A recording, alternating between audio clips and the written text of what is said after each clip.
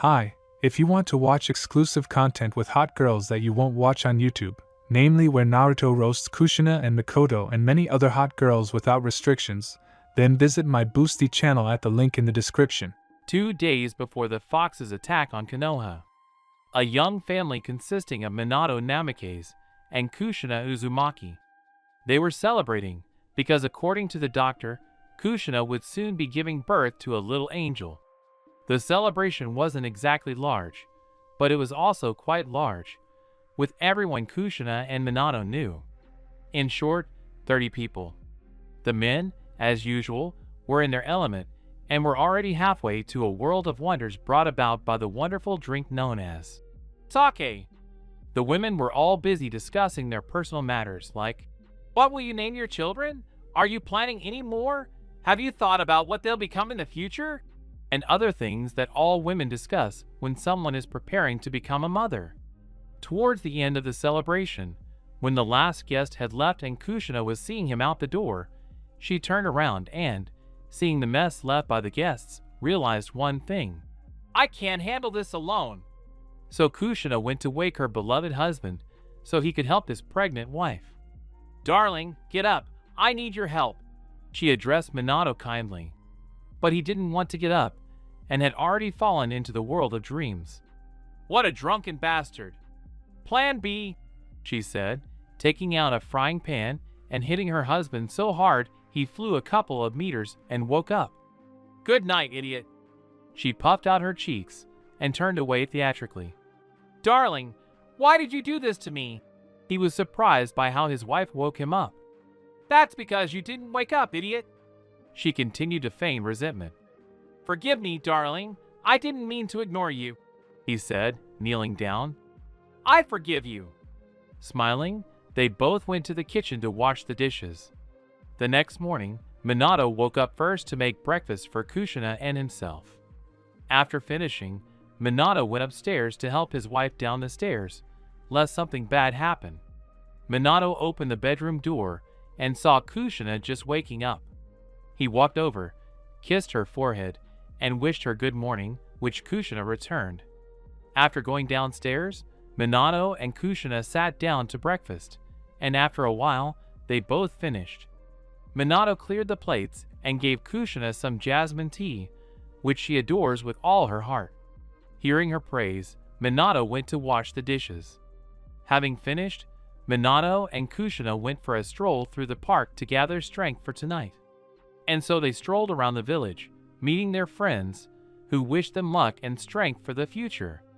It was already starting to get dark outside, thus warning that it was time to go, and the child was already impatient to go out into the light.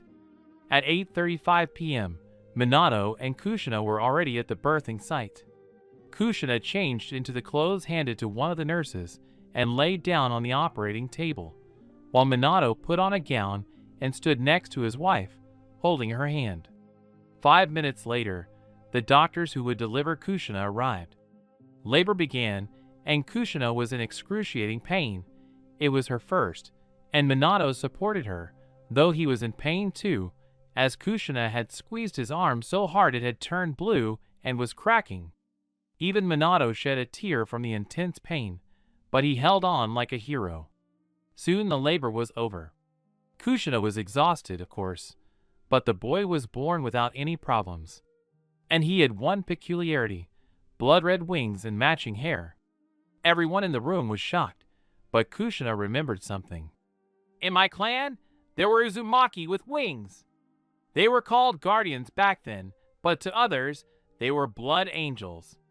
These Uzumaki were powerful in everything, even the most experienced Uzumaki, and no one could defeat them. Even 10-year-olds knew more than adults, and wings were everything to them.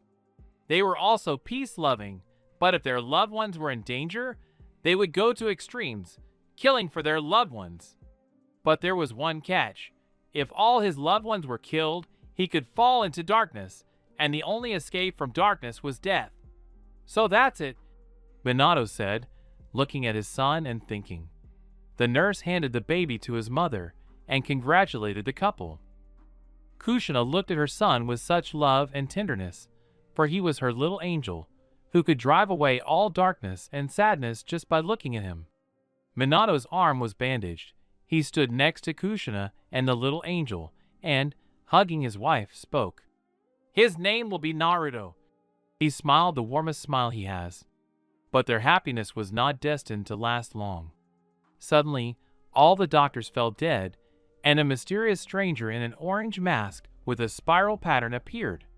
This stranger snatched the child from Kushina's arms and, holding a kunai to the boy's throat, spoke. "Give me the Jinchuriki, and your brat will live." He looked and muttered to himself. "What's wrong with this kid? He has damn wings and such a calming gaze that even my soul feels at peace. I can't harm him. After all, he doesn't deserve it. Please let him go. He has nothing to do with any of this. I beg you, whoever you are, don't hurt him," she said with tears in her eyes, almost screaming in pain, as the birth had left her so exhausted she couldn't speak properly. "Please give him to us and go in peace. I promise you that you will not be pursued," he said, ready to grab Naruto from the stranger's arms. After these words, the stranger woke up from the feeling that this child gave him, and said the words that he spoke. I said, "Give me the Jinchuriki, and I will give him to you, and that's it. There's nothing so complicated about it." "But why do you need all this?" Minato asked the man. The village is to blame for all of this. It took away from me the most precious thing I had, and that's why I want to destroy it," he said, throwing the baby into the air. At that moment, Minato managed to grab Naruto with a quick jerk, but an explosive tag was attached to his diaper, and it suddenly hissed. Minato, without thinking for long, threw away the diapers, and it exploded, throwing him a couple of meters away, and the stranger took advantage of the moment and, grabbing Kushina, disappeared. Minato teleported to his home and put Naruto to bed, and he put on his equipment and returned back to the place where the birth took place. But there was no one there, only the corpses of people who helped with the birth. Then Minato heard the roar of the fox, which was already destroying the village. Minato was transported to the place where the fox appeared. Minato arrived at the scene and found himself next to Kushina, who was already lying barely alive. Minato immediately approached Kushina, lifted her, and moved to Naruto. He laid Kushina and her son down. "Minato, promise me you'll come back to us," she said, looking at her husband. "I promise I'll come to you at any cost," Minato said and left. Kushina stayed with Naruto and hugged him, and he looked at her and smiled, which calmed Kushina down, and she fell asleep with Naruto. Minato teleported to the rock where the faces of the previous Hokage were carved. The fox noticed him and began assembling a bijou bomb, while Minato began forming a teleportation seal. The fox formed the bomb and fired at Minato, but the Leaf Hokage isn't so simple. His seal triggered the bomb, which traveled tens of kilometers away from the village. After a short while, an explosion occurred, sending shockwaves all the way to the village. Because of this technique, half of Minato's chakra was exhausted, and a masked man appeared and attacked Minato. After a short while, the masked man eventually teleported Minato a couple of kilometers away from the village, and a battle ensued. Minato leaped away from his opponent, pulled a new kunai from his pouch, and ran at his opponent. The first attack was Minato's, but the kunai-wielding hand passed through his opponent's, who immediately grabbed Minato's arm. He then delivered a right punch to Minato's jaw. He staggered slightly, but released the kunai and, kicking it, moved toward him. Turning, he threw the kunai at his opponent, who deflected it upward. A second later, Minato appeared above the masked man, Rasengan in hand. "I win," Minato said, and struck his opponent in the back with the Rasengan. Instantly, his opponent was pinned to the ground, and a strange seal appeared on his back. Minato jumped back and watched. But a second later, the opponent appeared on a 2-meter-high rock, something white dripping from his left hand, and 2 chains protruding from it. Just as the opponent began to speak, Minato reappeared next to him and plunged a kunai into his stomach. The opponent, realizing that if he didn't flee, he would surely lose, used his ability and disappeared from the battlefield. Minato, meanwhile, teleported back home and, taking his son and Kushina, teleported to the battlefield where the fox was. Kushina used all her last strength and performed several hand seals, covering the fox's entire body with steel chains that pinned him to the ground. Minato bit his finger, performed several hand seals, and a Shinigami appeared behind him, reaching out to the nine-tailed fox. 15 minutes later, the Ninetails was sealed within the body of the Scarlet-Winged Boy, and Minato himself died from the technique. Kushina, reaching her little angel, collapsed next to him and lost consciousness. A few minutes later, the third Hokage appeared next to the dead Minato and Kushina and her son, who were still alive. Two Umbu immediately ran to Minato and Kushina, then placed their fingers on their necks to check for a pulse. No pulse. The one checking Minato's pulse informed. "There's a pulse, but it's unstable," said the one checking Kushina. "Take Kushina to the hospital along with her son," the third one commanded. "Hi, Hokage-sama." After these words, Kushina and Naruto disappeared, along with 5 A and BU fighters. "Third Lord, what should we do with Minato?" "Take him to the morgue. We'll hold the funeral tomorrow," the Hokage replied. "Hi." Minato also disappeared. The Hokage himself went on important business. After all, many people needed help right now, and he couldn't stand by. After 5 hours, the third Hokage trudged wearily home, but an ANBU appeared in front of him. "What do you need?" Hiruzen asked the ANBU. "Allow me to report on Kushina Uzumaki's condition." "I give permission." "Kushina Uzumaki is in a coma for an indefinite period." "So that's it. It means the boy will grow up without a mother. Do you want to give him to a shelter?" "It will have to be done anyway. It's all the elders, and I can't do anything about it. Assign one ANBU from the force leadership to him." "It will be done. May I take my leave?" "I give permission." After these words, the ANBU disappeared to complete his mission. The third one continued on his way home. Kushina was still in a coma when Sarutobi Hiruzen became Hokage.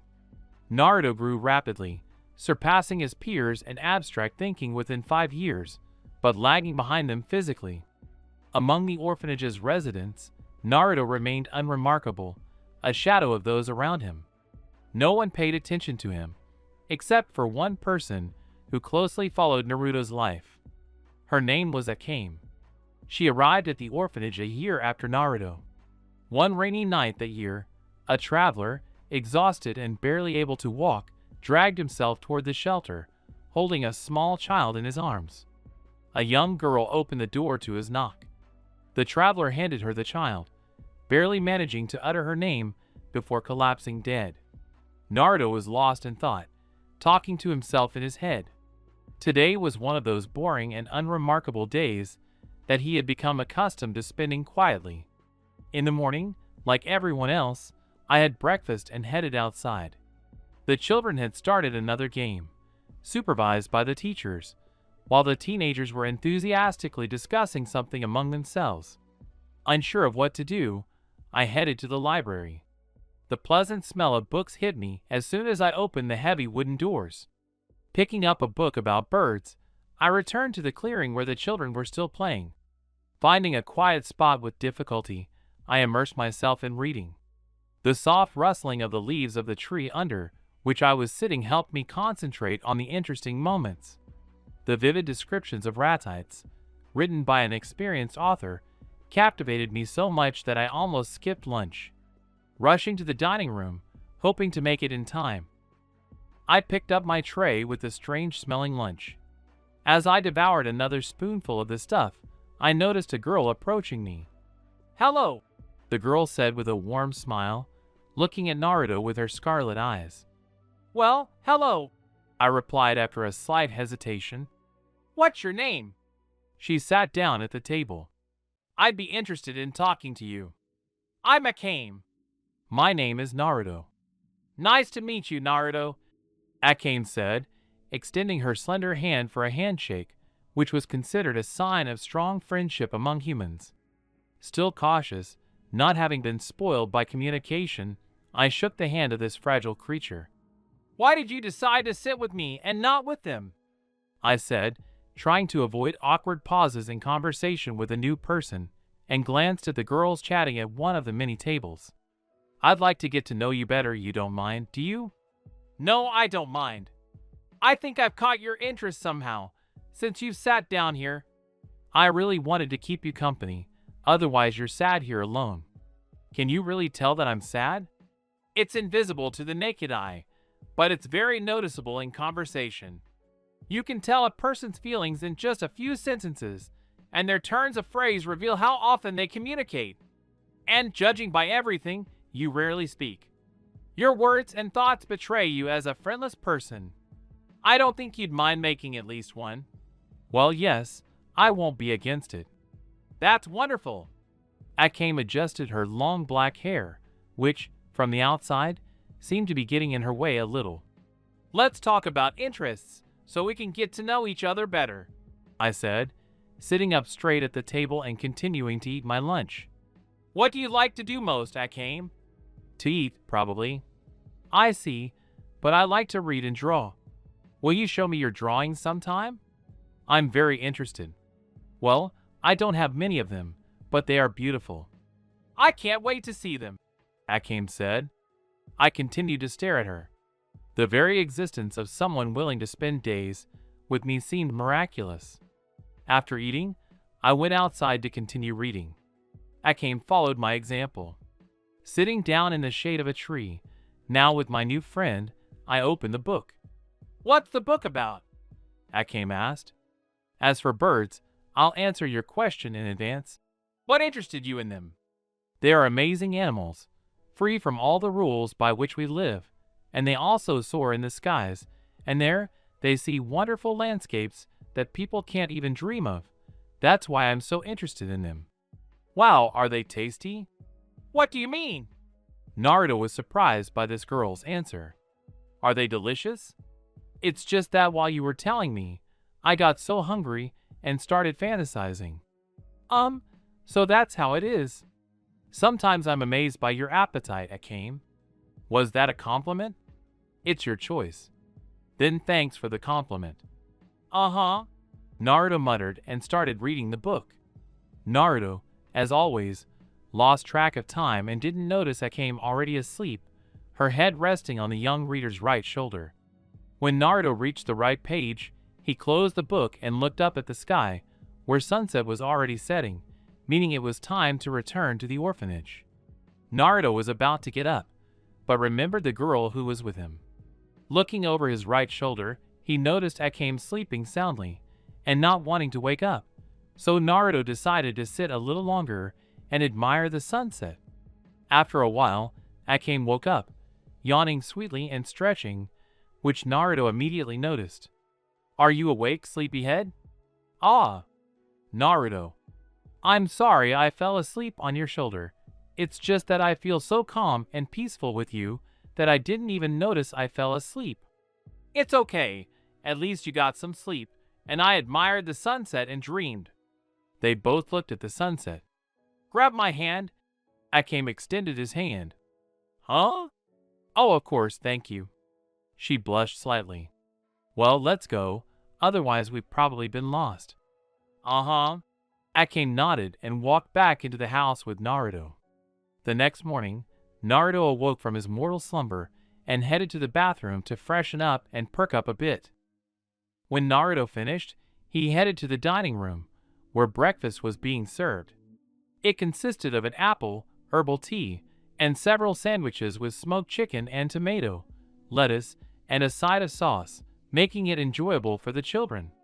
Naruto stood up from the table and started to leave, grabbing another sandwich and an apple from the table. He wrapped it in a handkerchief and headed to the library to check out a book and study all the material it contained.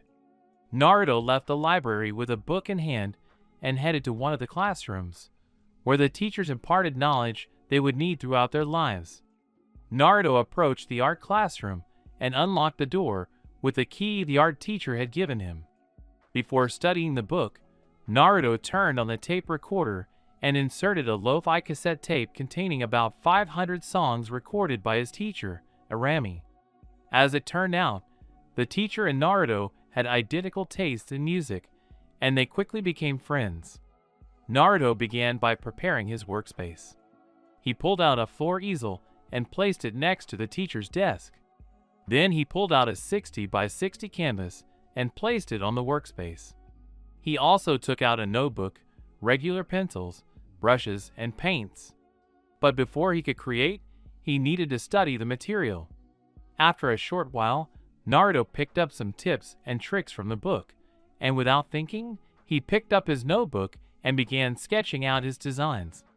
It didn't take long, as there's no need to overwork a rough sketch when he'll be transferring it to a blank canvas later. In the notebook, the following was drawn. In the background there was a starry night, and in the center there was a full moon, but the main thing is that he drew a loving couple hovering above the ground, where the lover held his beloved by the hands, drowning her in his eyes. Naruto was so lost in thought that he didn't notice the teacher standing behind him. Naturally, he was startled, to which the teacher laughed. This made our young artist feel a little uneasy. But everyone quickly calmed down, and the teacher asked to see what Naruto had sketched in his notebook. After showing her, the teacher smiled sincerely and praised the young artist, pointing out a couple of small details in the sketch. The boy took note, quickly corrected the drawing, and began preparing to transfer the sketch to canvas. The teacher stayed behind to watch her favorite artist create his masterpiece. Knowing it would be best not to distract Naruto from his work, the teacher decided to make 2 mugs of aromatic wild berry-flavored tea to fully relax. Arami went to the cabinet, picked up 2 mugs, and placed them on the table where she had previously left the tea with sugar. She then began making the tea. "Teacher Arami, I'd like some tea without sugar, please." "Of course, Naruto." A couple of minutes later, the fragrant tea was ready. Arami approached the artist and placed his mug next to him, then sat down next to Naruto and began to watch intently. Arami looked at Naruto and remembered herself at that age. She, too, loved to draw as a child, and this love was instilled in her by her mother. Back then, she was so small and sweet. Arami recalled all those moments with warmth. As a child, she was weak in health, often getting sick and enduring it all. But her mother was always there, caring for her little angel. Thanks to this, Arami ignored all her illnesses, because a mother's love is stronger than all the medicine in the world, and nothing in the world can replace that warm and loving smile of a mother. That's why she works at the orphanage, to give love to children and to replace their mother. Arami hadn't noticed, while she was reminiscing about the past, that Naruto had almost finished the painting. She was surprised at herself for being so lost in her memories. Coming to her senses, she finished her tea and placed her student's mug and hers on the table before sitting back in her chair. She began to carefully examine the picture the boy had already completed. Upon closer inspection, Arami was absolutely delighted by how Naruto had conveyed the emotion of love, even though the couple in the painting were completely black. Even a fool could see how these two felt for each other. "Naruto, you are simply magnificent. I've never seen anything like this in my life. You did a great job. You did a great job." "Thank you, Teacher Arami. You're the one who taught me most and made me love creativity, and for that I'm grateful." He stood up from his chair and bowed respectfully. "Come on, Naruto, you're embarrassing me. I'm glad I met you. You look just like me when I was a kid." "Tell me about your childhood?" Just for you. Just don't tell anyone, understand?" "Uh-huh." He nodded his head. "So where do I begin? Tell us what you were like as a child." "Okay, listen carefully." The two were so out of touch with reality that they didn't even notice how it was getting close to lunch. But for them, time seemed to stand still. This conversation was something new, and they were getting to know each other better and better. Naruto, especially, heard so many interesting things about his teacher that it made him not just listen, but also keep up the conversation. For Arami, Naruto became a son, albeit not a biological one, but one close in spirit. And then she decided she would definitely take this little man with her. When the teacher looked at her watch, she was at a loss, as she had chores to do today. She stood up from her chair and said goodbye to the boy, then walked out of the classroom at a measured pace. Naruto began cleaning up his workspace, and a few minutes later, he grabbed the wrapped handkerchief with the food and headed for the classroom exit. Locking the classroom, he headed to another teacher to hand over the key. A short time later, Naruto arrived at the dining hall. He arrived almost on time, as the dining hall was already half empty. He approached the cook and received his lunch, which included herbal tea and a casserole.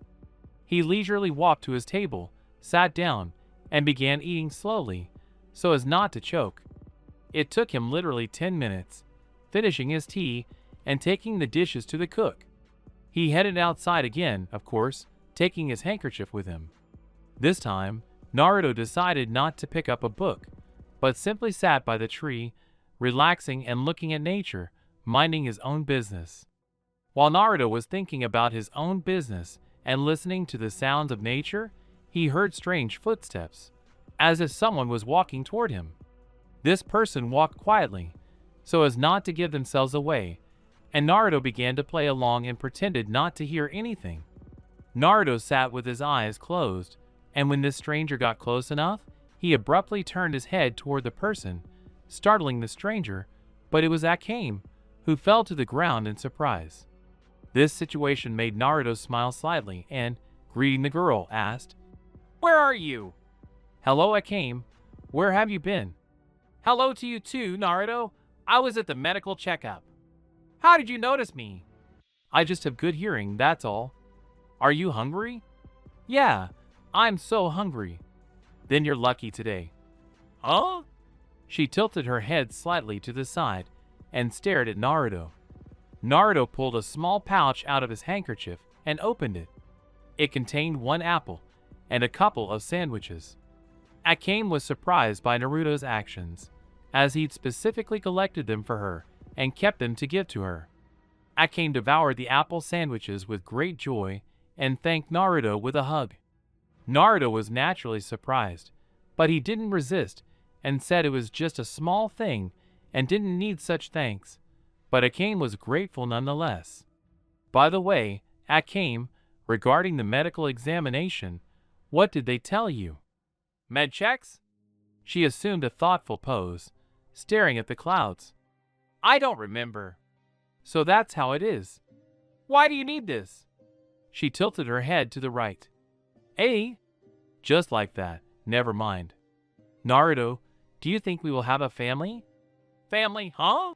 The boy paused for a moment, lost in thought. I wish I knew, but you know, even if we don't have parents, we always have each other, and as long as we're together, we can handle anything. If you were in danger, I'd do everything I could to save you, even if it meant my life. Naruto reasoned calmly. But a storm was raging inside him, forcing him to speak. Hey, wait! What are you running off to? Where are you going with all those thoughts? To say Akame was shocked by her friend would be an understatement. Huh? Akame's words brought him to his senses, and he almost immediately realized what he had said. Sorry, I really got carried away. I guess it's in my parents' genes. You're welcome. By the way, I almost forgot the drawings. Will you show them to me? Heh, I'd be happy to, but first finish eating, and then we can see he smiled together and Akame. And so they sat, while Akame contented herself with her food. Suddenly, out of nowhere, the boy began humming a tune, and he was so good at it that even the girl eating paused to listen to the melody coming from his lips. The girl seemed to have gone into a trance and was swaying from one side to the other, and the boy seemed to have completely left reality and was completely immersed in his own atmosphere. And now it seems impossible to put into words what is happening between them if you don't know these feelings yourself. And so time went on in a relaxed atmosphere, and in general, for them, time seemed to have stopped, but the boy came to his senses, stopped humming the melody, and shook the girl a little, and she returned from her thoughts. Afterwards, they simply sat and went about their business. Namely, the boy simply sat and observed nature, and the girl continued her meal, and at the same time became immersed in her thoughts. Naruto, seeing the children already heading into the house, approached the girl and saw that she was lost in her thoughts.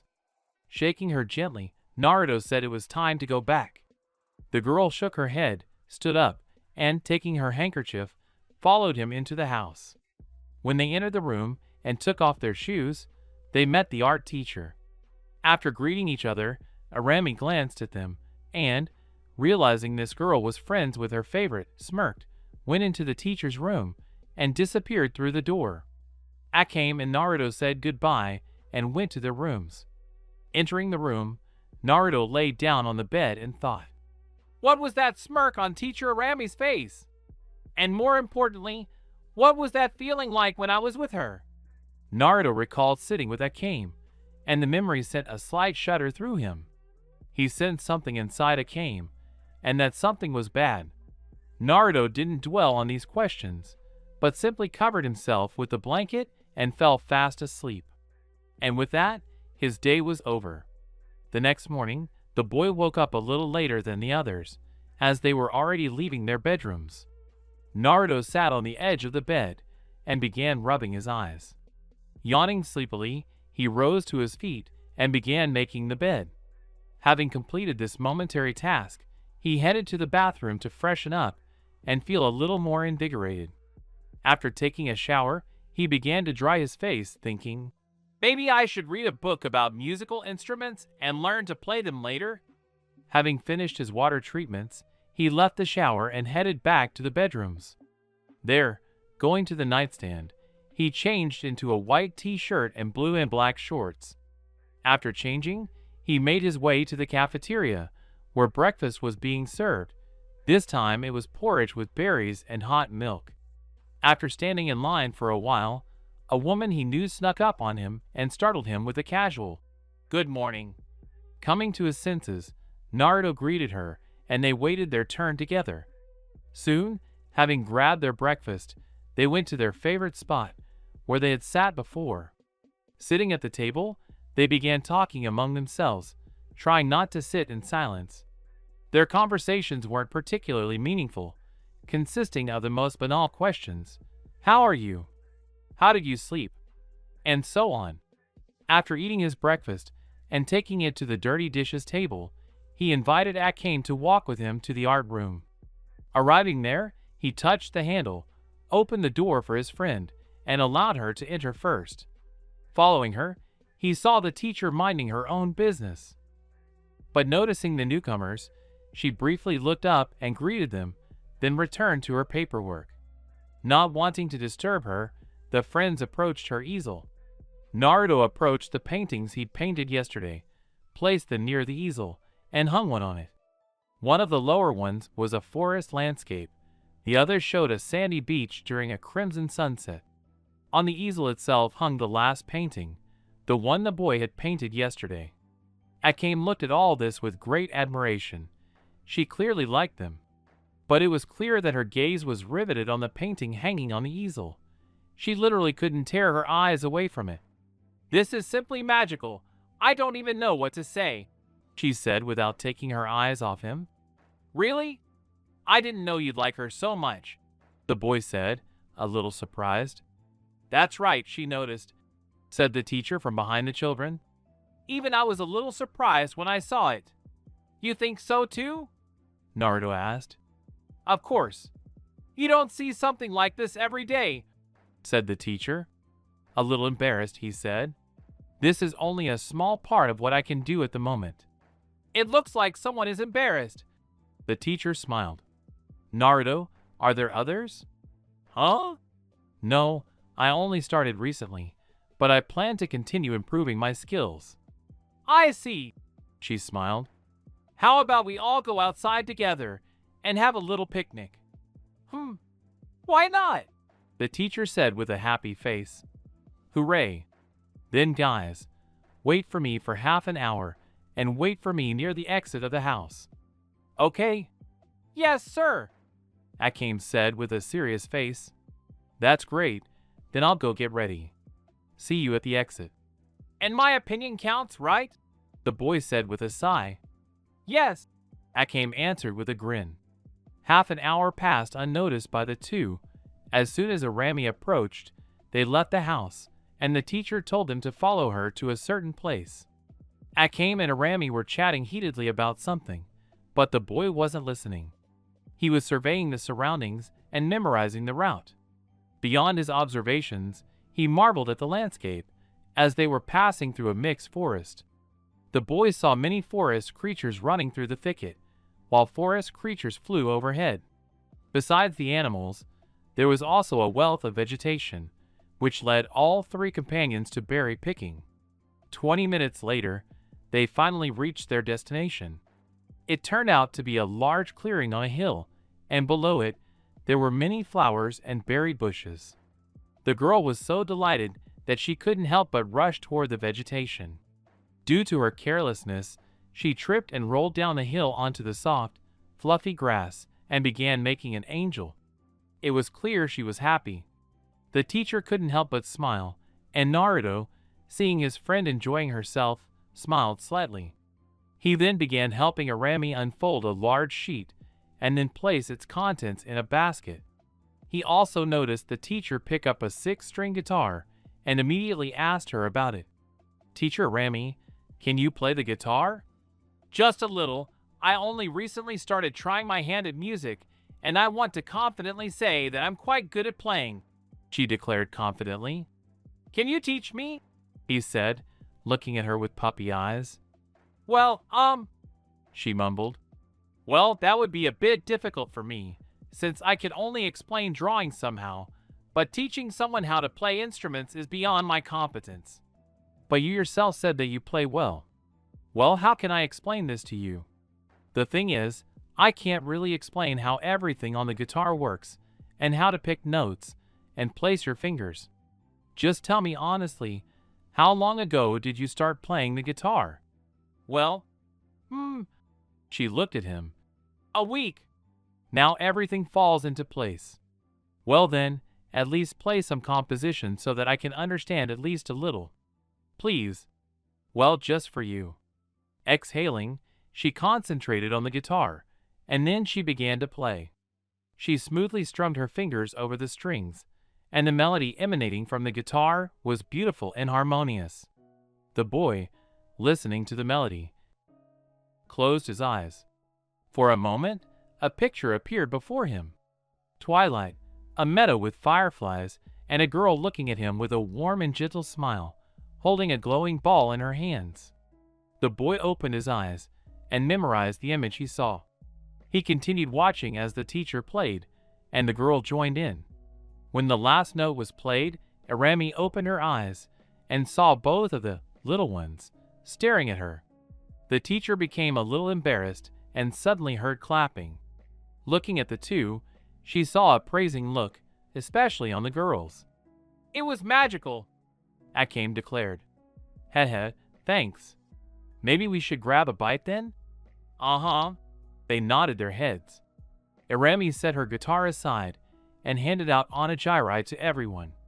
The girls were also chatting animatedly, but Naruto, as usual, sat to the side, like a guest, devouring a treat. The girls noticed this and asked him to join in. The boy interrupted, claiming he had nothing special to add to their conversation, but it wasn't hard for them both to join in. Things would have continued like this, but alas, time was limited, and they had to pack up and head back. "Naruto, can you carry the guitar and its case if it's not too heavy for you?" Arami asked, holding several bags of things. She could have carried them herself, of course, and simply given a few bags to Akame, but she decided to take pity on her. "Good teacher," Naruto replied. He walked over to the guitar, which had been lying next to the case all this time, and placed it inside. He zipped it up, lifted it, and slung it over his back. But since the case was quite large, he had to. He tightened the straps, and now it pressed tightly against his back. Having done all this, Naruto walked over and picked up 4 bags, 2 in each hand, lying near the former location of their camp. These bags contained leftover food, so they needed to carry them to the nearest dumpster. They soon reached the village, where Naruto, after throwing out the trash, took the bags from Arami's hands and carried them to the orphanage.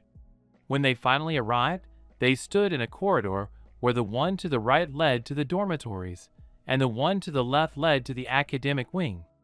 "Naruto, I'm going to my room," Akane said at the crossroads. "Arami, Naruto, good night," she said with a smile, then turned and skipped down the hallway to the bedrooms.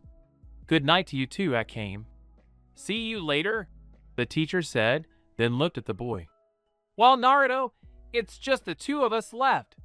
You won't abandon a fragile girl and will carry her bags where they need to go, will you?" she said with a slight smile. "Where else am I supposed to go?" he answered with a sigh, starting to walk towards the training wing. Hee, I always knew I could rely on you." They walked for a few minutes to the classroom.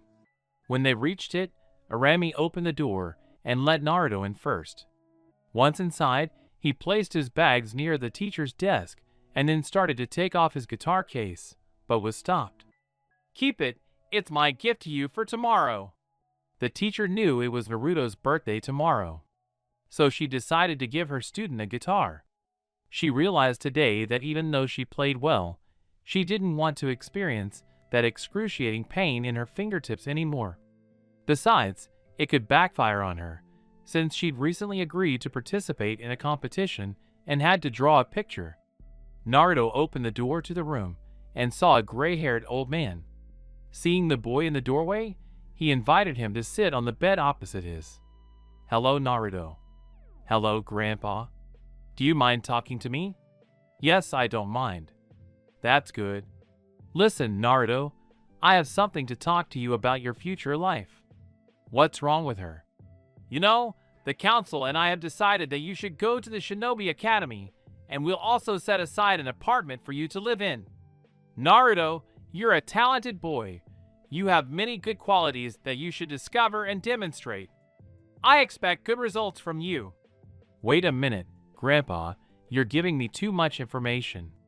"It's okay, you still have time to think about all this." "Excuse me, Mr. Hokage," Arami said, standing in the doorway. "Can I join the conversation?" "Oh, Arami, of course. Did you want something?" "Yes, I'm talking about Naruto." "Yes, go ahead." "I'm adopting Naruto," she said decisively. "Huh? What?" Naruto said in a surprised voice. "Naruto, I overheard your conversation, and I don't want you to be alone for the rest of your life. And I've become attached to you. Naruto, what do you say?" Hiruzen asked, looking into the boy's eyes. Naruto drawled, trying to think of an answer as his brain slowly and surely melted from the amount of information. "I'm confused right now." Ha ha ha, the grandfather laughed. "What's so funny?" Naruto shouted, overcome with emotion. "Nothing. So, Lord Hokage, will you allow me to adopt him?" "I don't mind. I'll be only too happy. And my soul will be at peace," the old man rejoiced. After a short conversation, Hiruzen wished them luck and happiness in their families, then left. The boy was confused, but also happy, having a family. Arami hugged the boy and was as happy as he was. After Arami and Naruto said goodbye, the girl left, and the boy, relieved, laid down on his bed, thought for a moment, and fell asleep with a smile on his face. Commentary on Part 5. After yesterday, the boy was mentally exhausted, but at the same time, happy, having been adopted. He'd slept through breakfast. But his girlfriend woke him, whispering softly in his ear, "Wake up!" before pushing his sleeping form back and forth, applying considerable force. Upon awakening, Naruto began to pull himself up and rub his eyes. Then he headed to the bathroom, where the girl waited for him on the bed. Soon the guy came out and, slicking his hair with his hands, asked, "What time is it now?" 10 o'clock in the morning," Akame answered cheerfully, apparently having already woken up a long time ago. "I've overslept for so long." The words flashed through Naruto's head. "Now that you're awake, would you like some breakfast?" I just asked in the cafeteria if we could eat a little later. Thank you, but you shouldn't have done that. It's my problem that I overslept, Naruto said, sitting down next to the girl. It's okay, it's no big deal. By the way, I have some good news, Akane said with a smile. It was obviously very good news. Really? Will you share the information? Teacher Arami will take us in, she cried out joyfully. Us? Naruto was a little shocked, even though he knew that the teacher was supposed to take him in, but when he found out that Akane would be with him, he was infinitely happy. Yeah, us. Are you happy that I'll be your little sister now? Akane didn't stop smiling. Huh? Yeah, I'm glad. The teacher said that today we will move to her apartment. So that's how it is. Come on, get changed and let's go eat. Otherwise the cooks won't wait forever. I already had a hard time convincing them to hold off on our portions until 10:30. Then we need to hurry.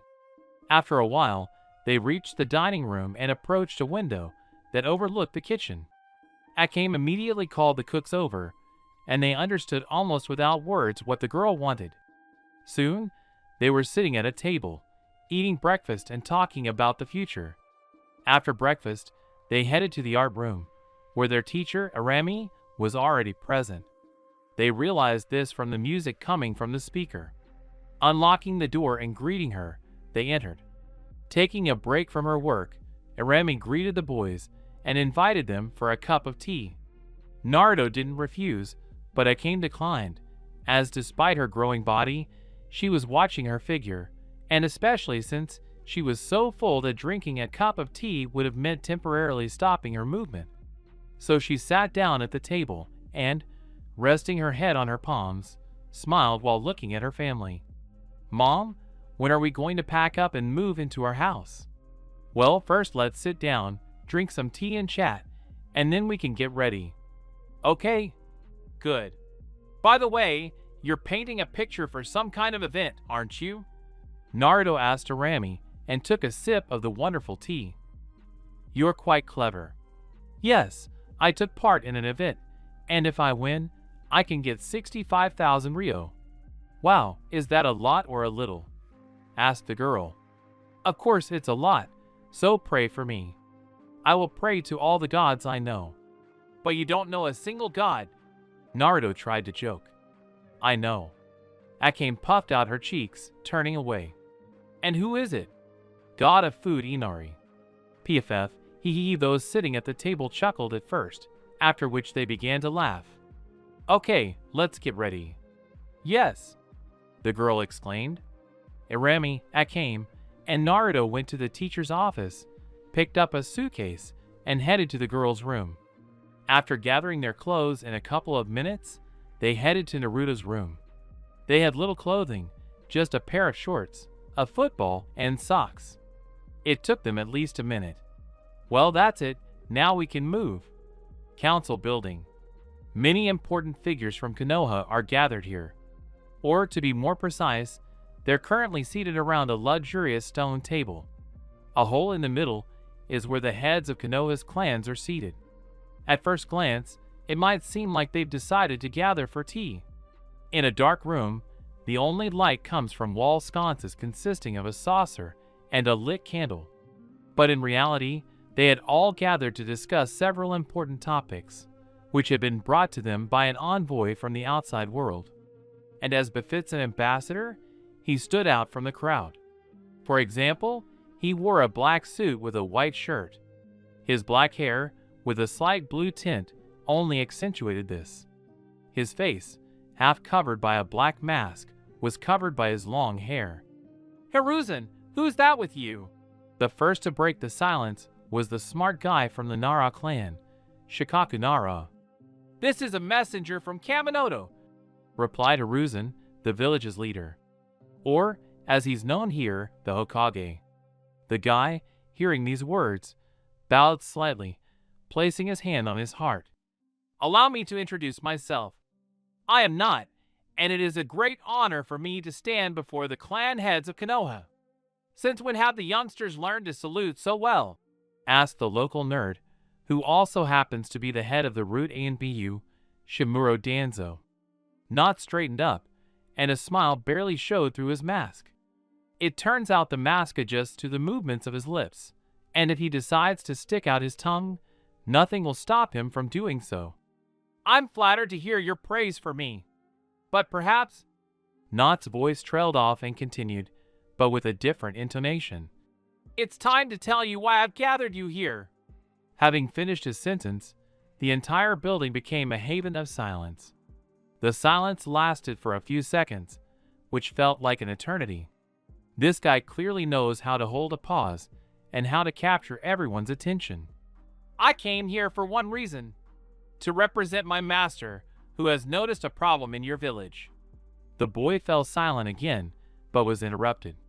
Not, can you elaborate? We're all really curious about what our problem is. Hiruzen interrupted. The problem in your village is precisely you. Not surprised everyone with just this one sentence. You're over 60 years old, and that worries my master. So that's the problem. Am I too old to be Hokage? Hiruzen asked Not, who nodded. You know, I agree with that. What? Hiruzen, we still need you. Don't give up your post. Shikaku shouted. I'd be happy to, but he's right. All the previous Hokage reigned for a short time, and they managed to achieve prosperity. And what about me? I've been in office for so many years, and all I've experienced is misfortune. Hiruzen, the head of the Nara said quietly, as if he regretted something. Well, Hiruzen, happy retirement to you. Danzo grinned. Don't even hope, Sarutobi replied, locking eyes with the main root, as if they were ready to tear each other apart at any moment. Ha, it's fun here, Not said casually. But I'll tell you this. The Lord told me that a ruler should be under 45 and over 20. He explained that the range in between is more progressive and will allow you to achieve better. TCH, Shimuro clicked, flying with the Kage post. So? Who's the loser here, an old friend? Hiruzen sneered, apparently forgetting about his retirement and instantly brightening up. Shut up. Okay, while old friends are chatting, why don't you start the discussion? Asked Not, who had casually snuck up with Shikaku. True enough. Fudaku, Hayashi, Shikaku began listing everyone who met the requirements. With these words, the real selection of candidates began. The envoy watched, finally sitting down at the table, resting his head on his hands and cheerfully swinging his legs, trying not to scrape them on the floor. He seems like a grown man, capable of capturing someone's attention with just a few words. And yet, he still acts like a child. Is this his lifestyle, or is he just pretending? Either way, the clan leaders will never know. While he was watching them, Danzo and Hiruzen left the conference room. Sarutobi, however, began to gloat over him while the others deliberated. Outside, "Will you stop already?" Danzo shouted, completely on edge. Okay, listen, do you want me to make you happy? Will you finally leave me alone? No, of course not. Look, did you know that you have something important that I don't? Something important, you say? Well, go ahead and tell me. You have bandages, but I don't. PH. The former Hokage laughed. Ha ha ha, couldn't you come up with anything more original? Danzo became angry and tired.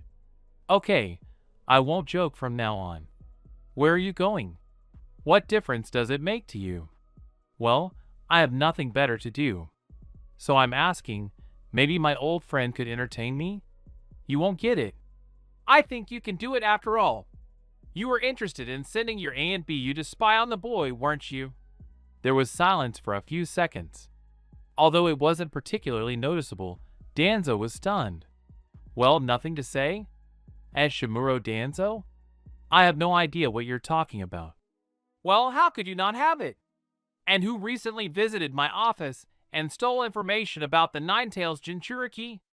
And then, as if that were the case, put copies there? Did you think I wouldn't notice the substitution? Do you have proof of the substitution? If not, please leave me alone. I have plans for today, and you're not part of them." "Oh, how mean we are. There's no proof, not yet. But rest assured, I'll come see you soon. And if I find out you're planning to do something to the Jinchuriki, I'll personally send you to the next world." Booth. That's the only word that can describe what's happening in the negotiating room right now. At first, everything was normal. The heads were choosing who could be appointed as candidates for the post of Hokage. But suddenly, someone decided to weigh the pros and cons. And the cons were oh so complicated. And after realizing this, the clan heads made a unified decision to begin pushing the Kage position onto each other. This went on for about 10 minutes, until Not burst out laughing. While it was understandable, he rarely gets assignments where he can relax and watch such hilarity.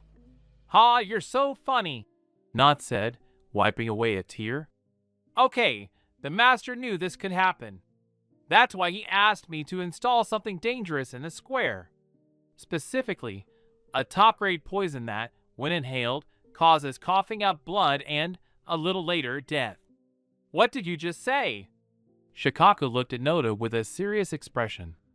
"I'm saying that if you don't hurry and use your brain, all the villagers will be dead." "Ha ha ha." With his laugh, Not disappeared, as if he had never been there. "Hayashi!" Shikaku shouted. "Can you see what's in the square?" "No, there are special walls here that even my Byakugan can't see through." "He's keeping us moving." "Ah, and I thought I'd just sit in on the meeting and then come home and have lunch," said the good man, just like the saying goes, "a good man needs a lot." That person is a Kimichi Chuza. "This is no time to think about lunch. The lives of the entire village are hanging on us right now," said Fugaku, captain of the Konoha police force and also head of the Uchiha clan. After these words, everyone immediately headed for the exit. And as soon as they reached Mount Kage, which was where the road from their secret meeting hall led, Hayashi and Fugaku used their eyes. One tried to see something resembling poison, but the square is always crowded, and seeing anything among them is simply impossible, even if you could see every single person in the square. The second one, like an X-ray, scanned the entire area and found something resembling it. A bottle which, who would have guessed, had the word poison written on it. And it stood among glass bottles, but they no longer had the inscription. "I found it," Hayashi said, then, in unison with the clan heads, ran toward the square. A short time later, they were there. Some of the leaders immediately began evacuating people away from the square. The rest kept an eye on the poison so no one could get near it. And as soon as the square was cleared, the sounds of a flute were heard 10 meters above the poison. Following the sounds, the culprit appeared, Not. He began descending from the air on a black umbrella. "Congratulations, you passed the test," Not said cheerfully, landing next to the poison. The others cautiously retreated from the poison. But even in this situation, they were ready to attack at any moment. "What does this all mean?" Fugaku shouted. "It was just a test. My master told me to do it. Only the person who can see the inscription written in chakra must become Hokage. That's what he told me. So, there's actually no poison. And in this vial." Not took the transparent bottle and opened the lid. "The greatest creation of our scientists. A mixture of water, sugar, dyes, and who knows what else. But it all has a name, cola. And it's drinkable." To prove his words, Not began to drink the contents. "So what does this mean? We were just fussing around for nothing?" Hayashi, the head of the Hyuga clan, said with a mixture of relief and disappointment.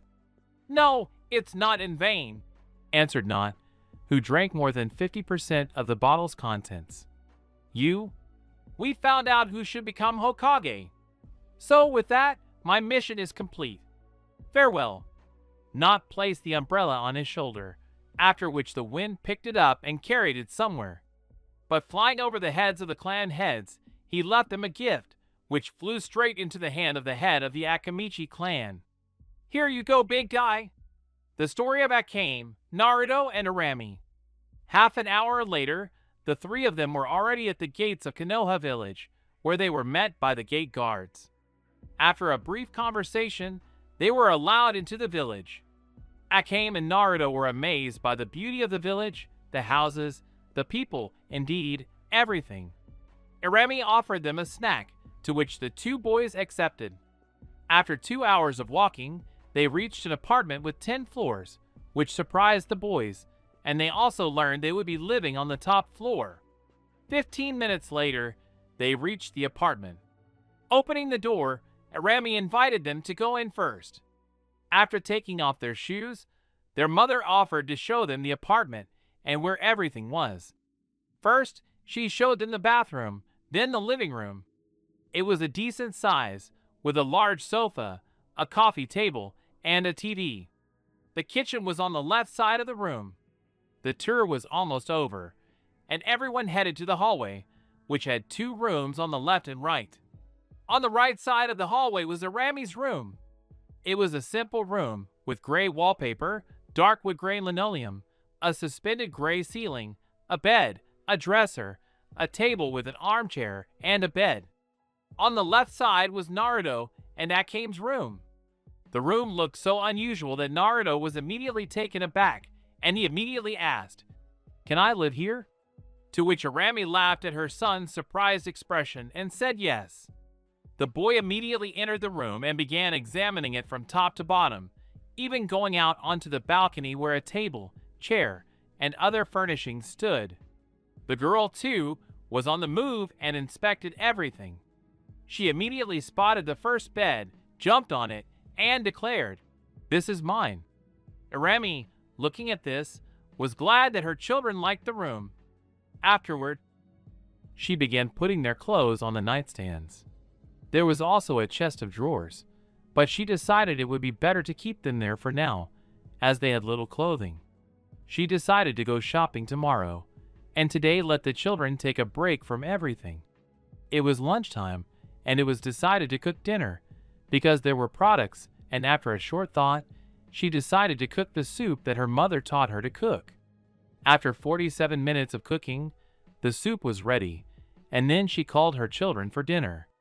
When the homebodies arrived, they sat down on soft chairs and said, "Bon appetit," and began to eat dinner.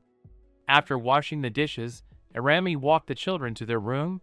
She kissed each of them on the forehead and wished them good night again, and went to her room and went to bed in a good mood and fell into a deep sleep. Commentary on Part 5. Somewhere, poor Feaston was suffering, whom the author holds hostage TT. So give me a like, I'm waiting for the sequel. Leave your comments about the chapter. There's a lot to look forward to in the future. At least there's no room for well-known canon here. Part 6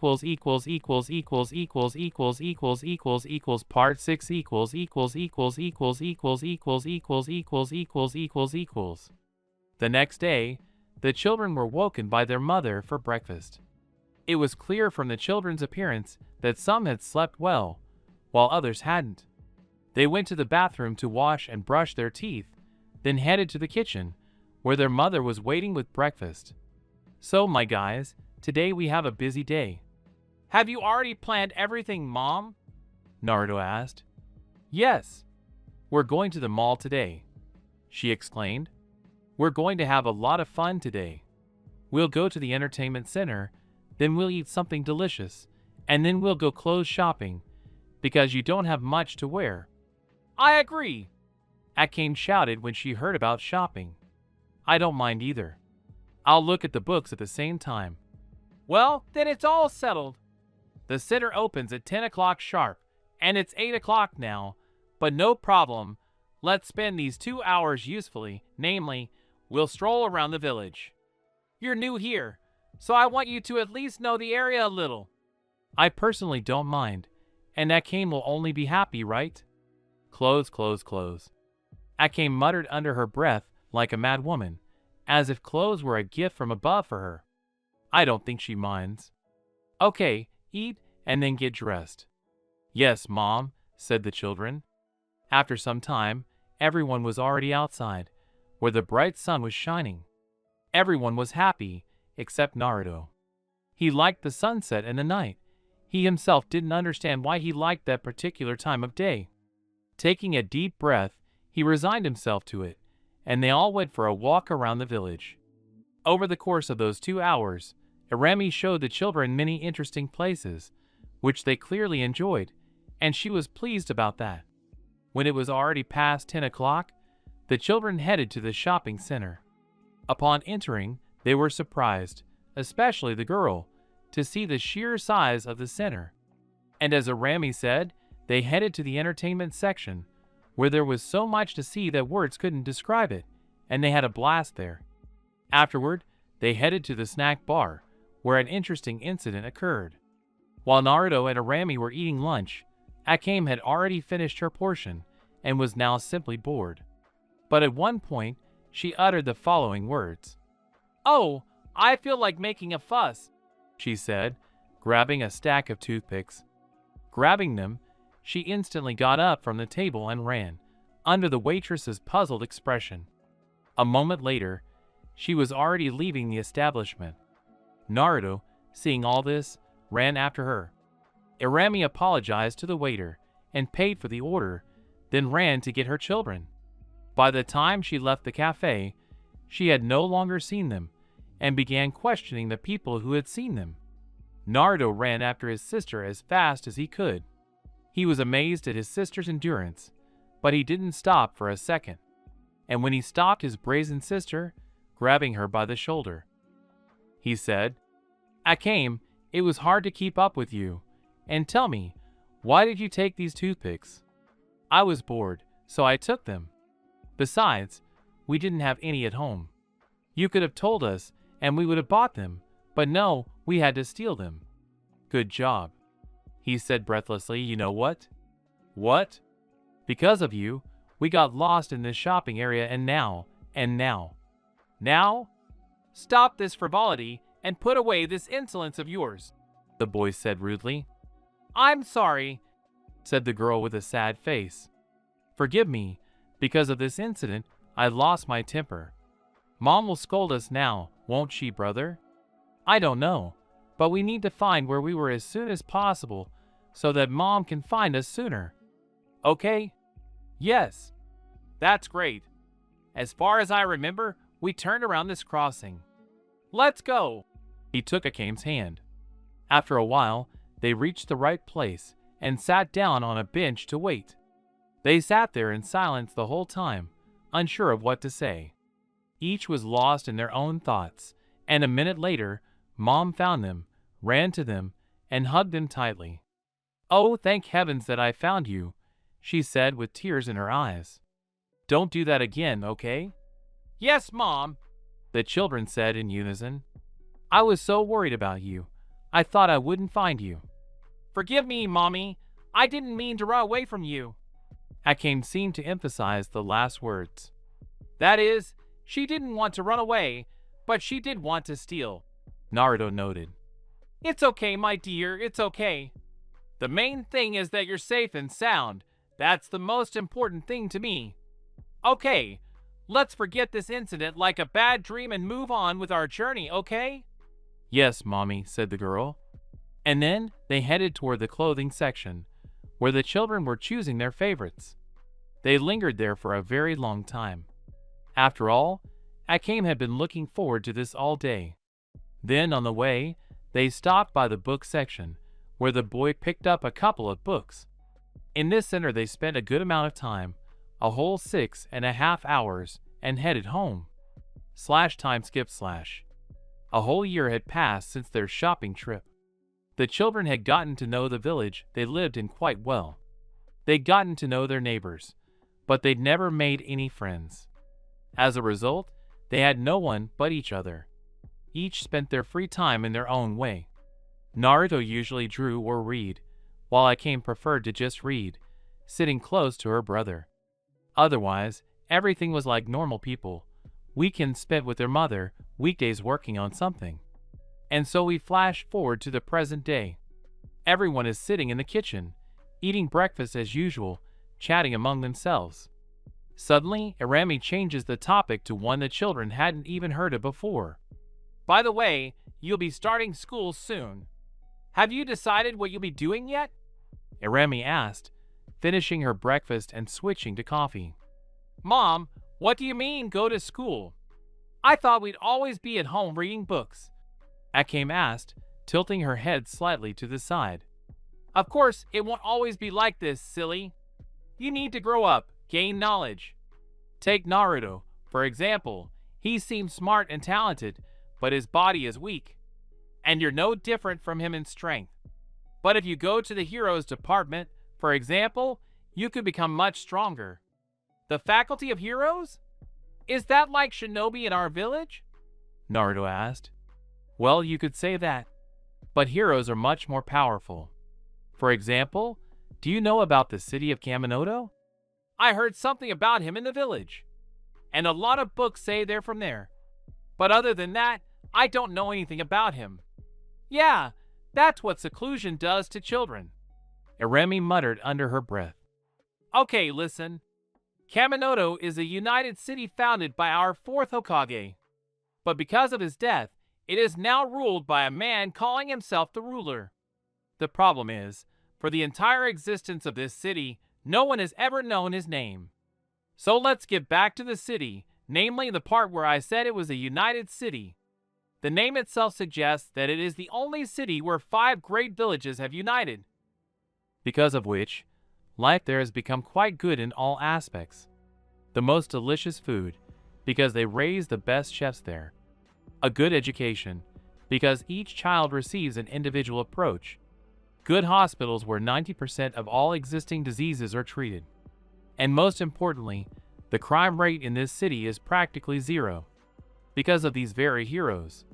Wow, what a great city. Akame admired. Yes, many people think so. That's why everyone tries to move from villages like this one to there. But to enroll in the Hero Academy, you need to receive a message from there, and you can only get that by having direct connections to the head of the academy, or by receiving a power of attorney from the Shinobi Academy, which you'll be enrolling in a week. Then we'll have to try. Right, brother? Akame smiled, looking at her brother. Only you. After all, I don't want to become a hero. And what do you want to become? Asked Irami. I want to honor traditions and become a shinobi. Oh, right. Then protect your sister until she can take care of herself, okay? Hey, I don't need protection. Akame puffed out her cheeks in offense and turned away. Yes, yes. And who was afraid of the cockroach that once appeared in the kitchen and screamed in fear? Brother, kill that evil spirit, please, I'm scared. And then you wanted to cook it. Akame, is this true? Irami was surprised. No, it's all a lie. Everything was exactly the opposite. Knowing your daughter, that's exactly what you wanted to do. Mom, are you going there too? That's it, I'm offended. Akame got up from the table and ran to her room, where she locked the door. She's been really touchy lately. Irami noted. Okay, Naruto, I'm going to work. I'll be back this evening with some sweets. Irami rose from the table and headed out. Naruto followed her to close the door. He then headed for the common room he shared with Akame. But it seemed that the room was now entirely Akame's, as she had locked herself in. Naruto had to spend 4 hours persuading his sister to leave the room. But it only worked when she smelled food outside the door. They made up again, and a few hours later, Irami arrived, bringing ice cream, the children's favorite. And so, Irami was able to earn Akame's forgiveness. A week later, it was early morning, and Irami was in the kitchen, preparing a surprise and a delicious breakfast for her children while they slept soundly. About 20 minutes later, the children smelled a delicious aroma coming from the kitchen and came in, half asleep. Upon entering, they found their mother smiling cheerfully, feeling a little uneasy, as if there was some hidden agenda behind it. They sat down at the table and began to eat. So, kids, are you ready for today? Mom asked, still smiling mysteriously. To enter the Shinobi Academy? The boy asked. Iremi nodded her head slightly. Well, I think so. The boy glanced sideways. Question mark. What does it mean? It seems so. Mom, you know that we are used to sitting at home and studying together. Oh, my children, you can't just sit at home and do your own thing all the time. And you, my Naruto, you said yourself that you want to follow in your ancestors' footsteps. Isn't that right? That's true, but I came and I will stand out too much there. And with what? We progressed too far in our development, and besides, we'll be excellent students there, and we don't want that. Yeah, I came. I don't know about you, but I'll have to stand out to get that. Power of attorney. You see, Akame strives for something, so you don't be lazy either. Everyone is against me.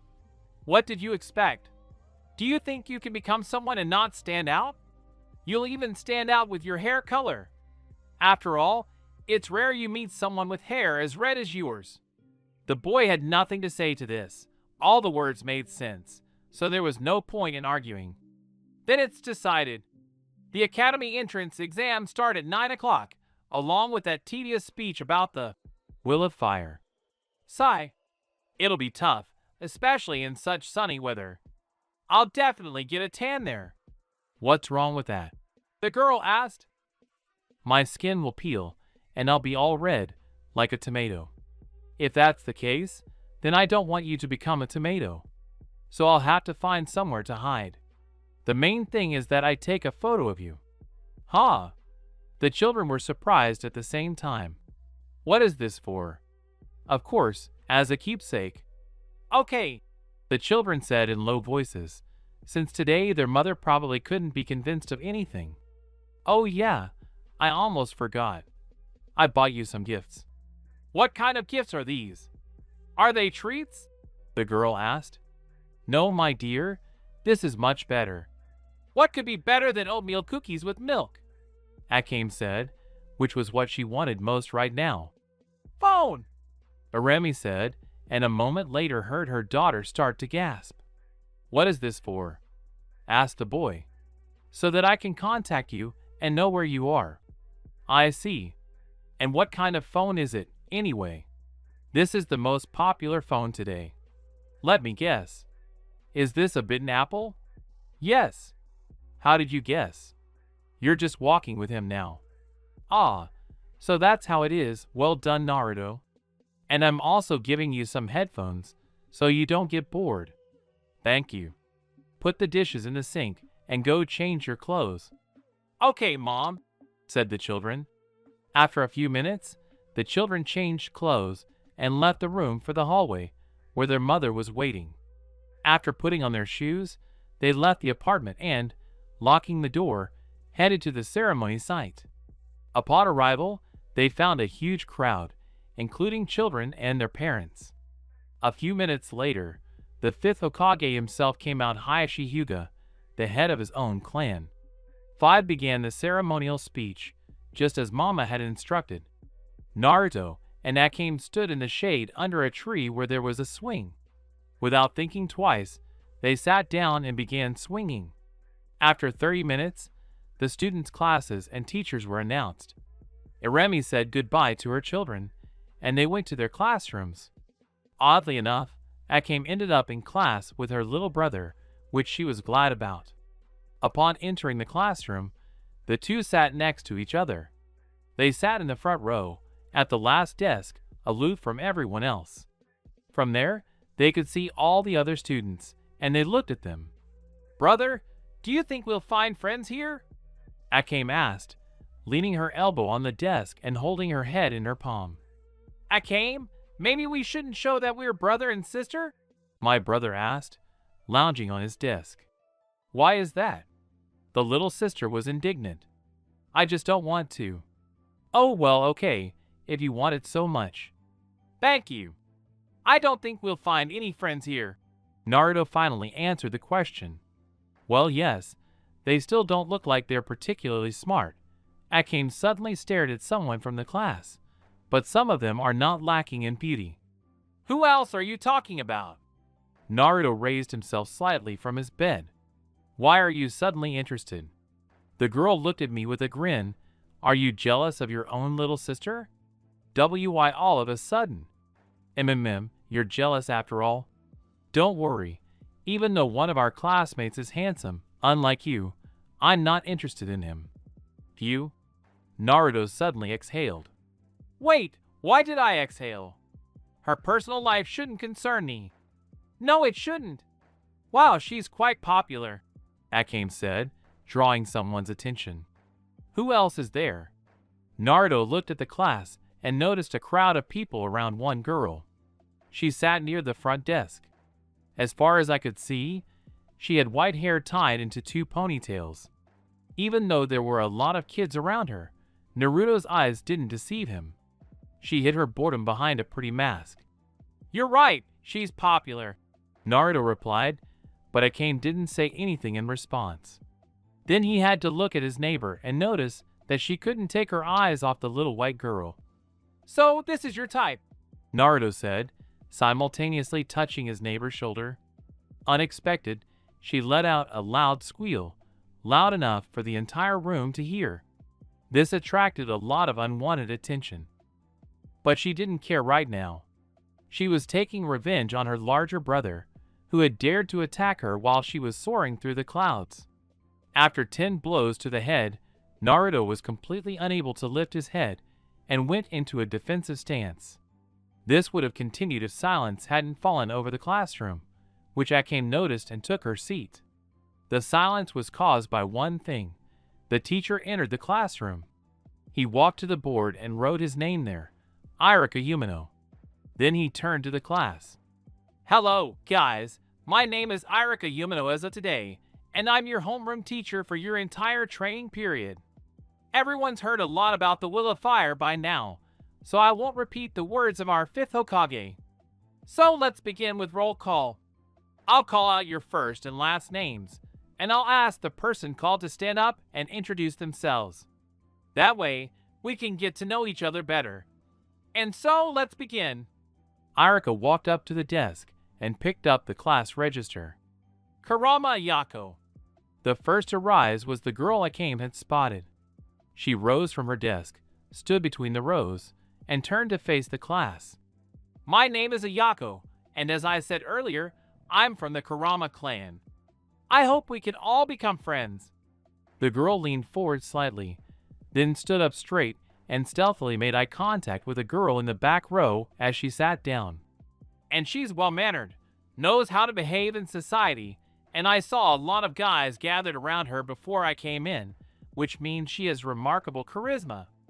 An interesting girl. Well, let's see what happens next. Irika mused, then coughed lightly into his fist and continued. Thank you, Kurama Ayako, and so next up is Kirizuchi Akame. Akame, hearing herself speak, was a little nervous, but it didn't affect her. After all, even if she was nervous, she could control her emotions when the time came. Rising to her feet and, like Ayako, leaving her desk, she began to introduce herself. My name is Kirizuchi Akame. Nice to meet you.